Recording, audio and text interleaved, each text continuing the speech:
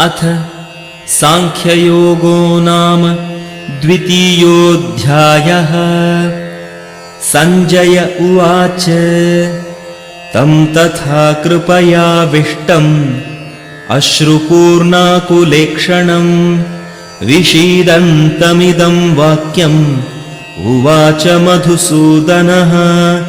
श्रीभगवानुवाच कुतस्त्वाकश्मलमिदं विषमे समुपस्थितम् अनार्यजुष्टमस्वर्ग्यम् अकीर्तिकरमर्जुन। क्लैब्यं मास्मगमः पार्थ नैतत्त्वय्युपपद्यते। क्षुद्रं हृदय दौर्बल्यं त्यक्त्वोत्तिष्ठ परन्तप। अर्जुन उवाच कथं भीष्ममहं संख्ये द्रोणं च मधुसूदन। इषुभिः प्रतियोत्स्यामि पूजार्हावरिसूदन। गुरून् हत्वा हि महानुभावान् श्रेयो भोक्तुं भैक्ष्यमपीह लोके। हत्वार्थकामांस्तु गुरूनिहैव भुञ्जीय भोगान् रुधिरप्रदिग्धान्। न चैतद्विद्मः कतरन्नो गरीयो यद्वा जयेम यदि वा नो जयेयुः। यानेव हत्वा न जिजीविषामः तेव स्थिताः प्रमुखे धार्तराष्ट्राः। कार्पण्यदोषोपहतः स्वभावः पृच्छामि त्वां धर्मसम्मूढचेताः। यच्छ्रेयस्यान्निश्चितं ब्रूहि तन्मे शिष्यस्तेऽहं शाधि मां त्वां प्रपन्नम्। न हि प्रपश्यामि ममापनुद्यात् यच्छोकमुच्छोषणमिन्द्रियाणाम्। अवाप्य भूमावसपत्नमृद्धम् राज्यं सुराणामपि चाधिपत्यम्। सञ्जय उवाच एवमुक्त्वा हृषीकेशं गुडाकेशः परन्तपः न योत्स्य इति गोविन्दम् उक्त्वा तूष्णीं बभूवः। तमुवाच हृषीकेशः प्रहसन्निव भारत। सेनयोरुभयोर्मध्ये विषीदन्तमिदं वचः। श्रीभगवानुवाच अशोच्यानन्वशोचस्त्वं प्रज्ञावादांश्च भाषसे। गतासु न गतासूंश्च नानुशोचन्ति पण्डिताः। न त्वेवाहं जातु नासं न त्वं नेमे जनाधिपाः। न चैव न भविष्यामः सर्वे वयमतः परम्। देहिनोऽस्मिन् यथा देहे कौमारं यौवनं जरा तथा देहान्तरप्राप्तिः धीरस्तत्र न मुह्यति।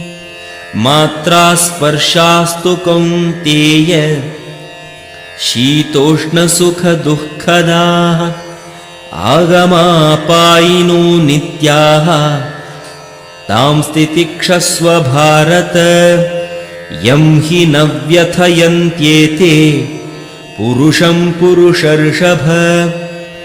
समदुःखः सुखं धीरं सोमृतत्वाय कल्पते। नासतो विद्यते भावो नाभावो विद्यते सतः। उभयोरपि दृष्टोऽन्तः त्वनयोस्तत्त्वदर्शिभिः। अविनाशि तु तद्विद्धि येन सर्वमिदं ततम्। विनाशमव्ययस्यास्य न कश्चित् कर्तुमर्हति। अन्तवन्त इमे देहा नित्यस्योक्ता शरीरिणः अनाशिनो प्रमेयस्य तस्माद्युध्यस्व भारत ययेनं वेत्ति हन्तारं यश्चैनं मन्यते हतम् उभौ तौ न विजानीतो नायं हन्ति न हन्यते न जायते म्रियते वा कदाचित् नायं भूत्वा भविता वा न भूयः अजो नित्यः शाश्वतोऽयं पुराणो न हन्यते हन्यमाने शरीरे वेदा विनाशिनं नित्यं ययेनमजमव्ययं कथं स पुरुषः पार्थ कं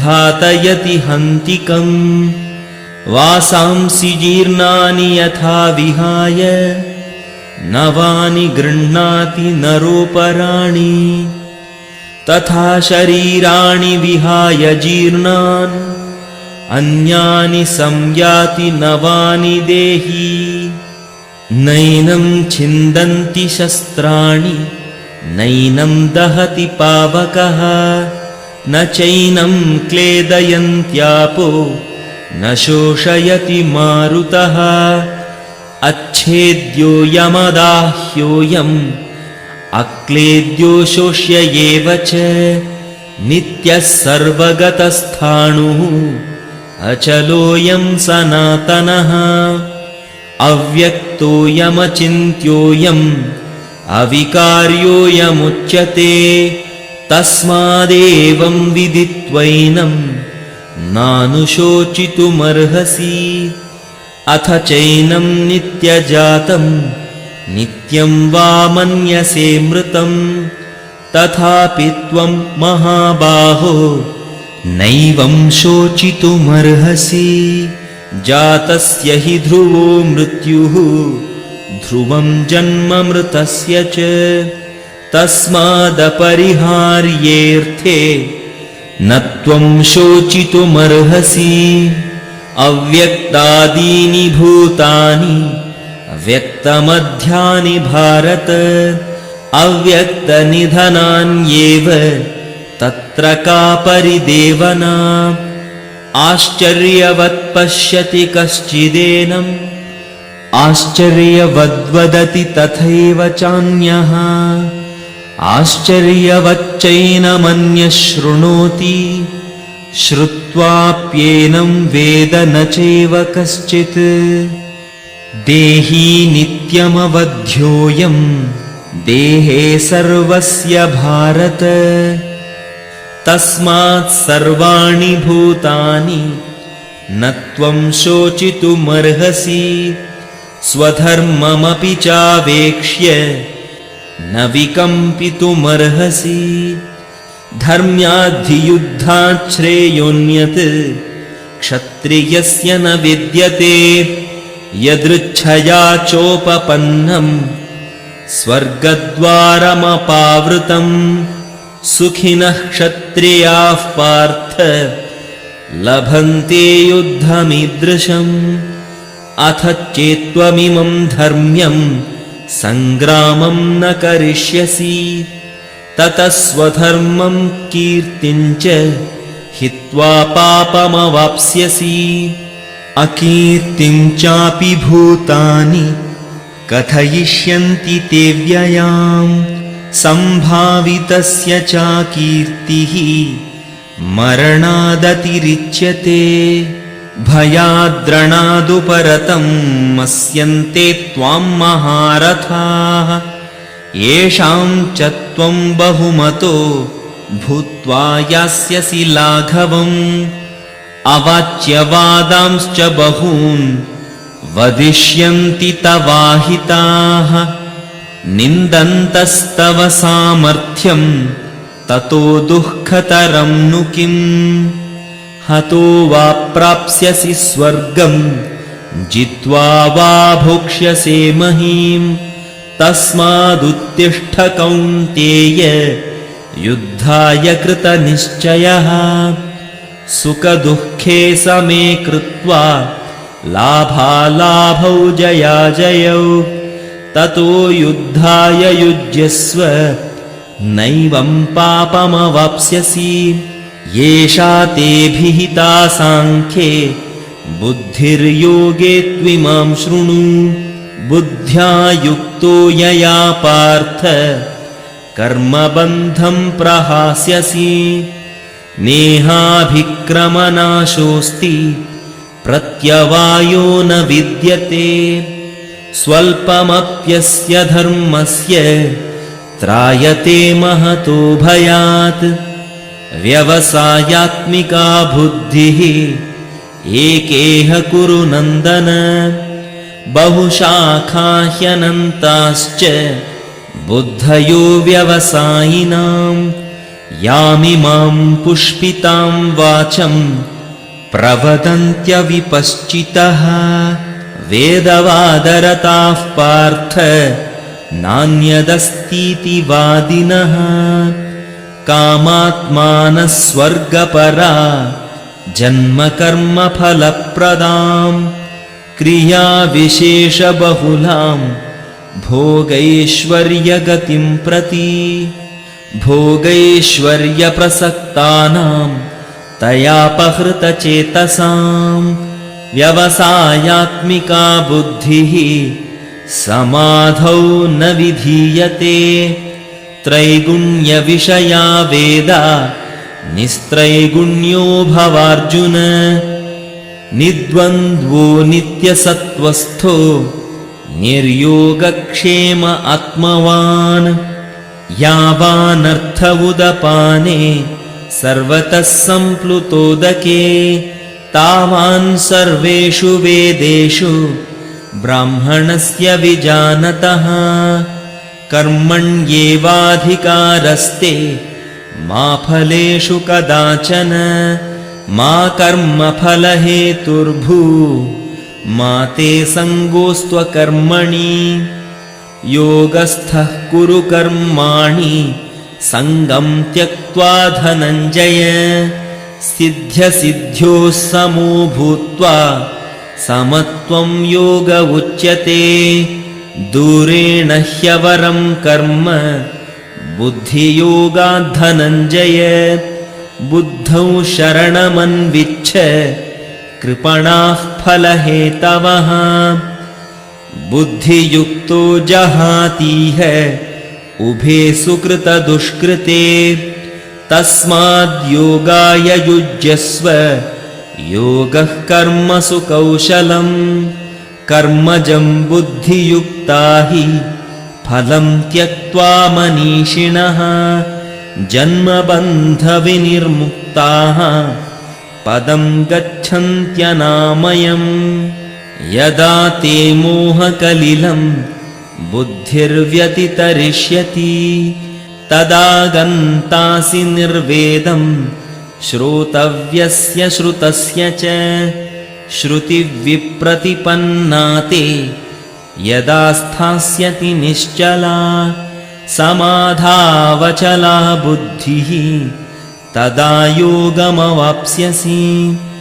अर्जुन उवाच स्थितप्रज्ञस्य का भाषा समाधिस्थस्य केशव। स्थितधीः किं प्रभाषेत किमासीत व्रजेत किम्। श्रीभगवानुवाच प्रजहाति यदा कामान् सर्वान् पार्थमनोगतान्। आत्मन्येवात्मना तुष्टः स्थितप्रज्ञस्तदुच्यते।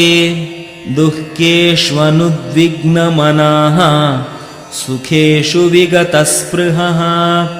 वीतरागभयक्रोधः स्थितधीर्मुनिरुच्यते। यः सर्वत्रानभिस्नेहः तत्तत्प्राप्य शुभाशुभम्। नाभिनन्दति न द्वेष्टि तस्य प्रज्ञा प्रतिष्ठिता। यदा संहरते चायं कूर्मोऽङ्गानीव सर्वशः। इन्द्रियाणीन्द्रियार्थेभ्यः तस्य प्रज्ञा प्रतिष्ठिता। विषया विनिवर्तन्ते निराहारस्य देहिनः रसवर्जं रसोऽप्यस्य परं दृष्ट्वा निवर्तते यततो ह्यपि कौन्तेय पुरुषस्य विपश्चितः इन्द्रियाणि प्रमाथीनि हरन्ति प्रसभं मनः तानि सर्वाणि संयम्य युक्त आसीत मत्परः वशे हि यस्येन्द्रियाणि तस्य प्रज्ञा प्रतिष्ठिता ध्यायतो विषयान् पुंसः सङ्गस्तेषूपजायते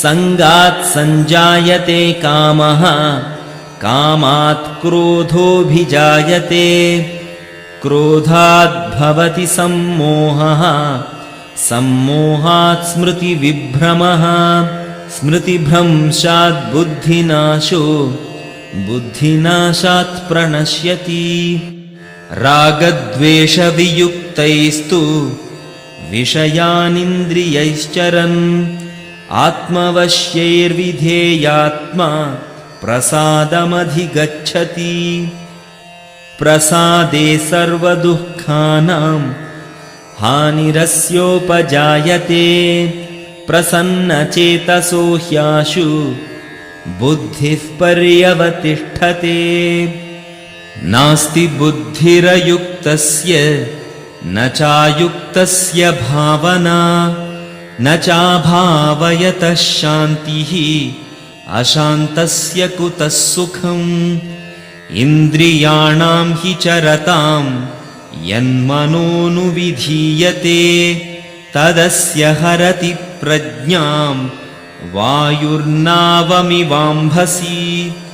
तस्माद्यस्य महाबाहो निगृहीतानि सर्वशः इन्द्रियाणीन्द्रियार्थेभ्यः तस्य प्रज्ञा प्रतिष्ठिता या निशा सर्वभूतानां तस्यां जागर्ति संयमी यस्यां जाग्रति भूतानि सा निशा पश्यतो मुनेः आपूर्यमाणम् अचलप्रतिष्ठं समुद्रमापः प्रविशन्ति यद्वत् तद्वत्कामायं प्रविशन्ति सर्वे स शान्तिमाप्नोति न कामकामी विहाय कामान् यः सर्वान् पुमांश्चरति निःस्पृहः निर्ममो निरहङ्कारः स शान्तिमधिगच्छति येषा ब्राह्मी स्थितिः पार्थ नैनां प्राप्य विमुह्यति स्थित्वा स्यामन्तकालेऽपि ब्रह्मनिर्वाणमृच्छति इति श्रीमद्भगवद्गीतासु उपनिषत्सु ब्रह्मविद्यायां योगशास्त्रे श्रीकृष्णार्जुनसंवादे सांख्ययोगो नाम द्वितीयोऽध्यायः।